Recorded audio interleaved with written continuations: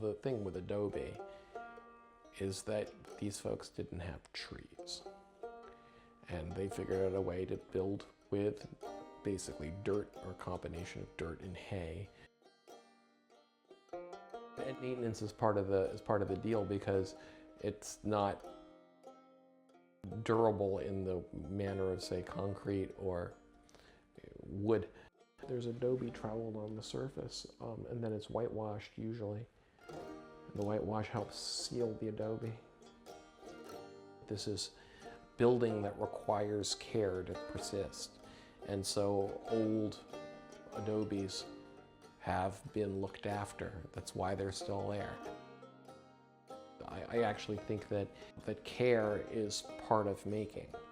That buildings or things in the world persist in part because they're durable. They're made in such a way that they stick around. But they also persist through care. If you look after something, it can last a long time too. You know, the British crown jewels are quite delicate, except they've been around a really long time. It's funny, if you could put something on the top of a tower and make guards stand around it, it'd stay there. I think that's part of it, but maybe what's most interesting about Adobe is that it is a material that requires, it's incredibly persistent, but it requires care to be incredibly persistent. So it's kind of participatory architecture in that way. Buildings that are thought of as just durable, and makers who are thought of as sort of, you know, heroic, to hold up society with their tremendous imaginations. That's sort of the errant worldview. But if you sort of take into account that things come to us from makers from before, we're not going to be childish about it and say we just have to restore them because we must worship the wonder that is our forefathers. We're not going to act like heroic makers of the 20th century and bulldoze them because my idea is better.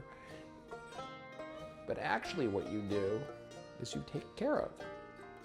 And part of taking care of them is manipulating them and making them continue to be useful. So the act of care, repair, renovation, revision is tied up with the act of making and the property of durability. You can really sort of see that in almost precise operation in Adobe architecture. It only persists if people take care of it. And participating is kind of what you're called to do by a custodial ethic. This stuff comes to you from the past, and you are obligated to look after it and to participate in its life, because because knocking it down is not always the best idea, and trying to preserve the past in amber it's not very effective either.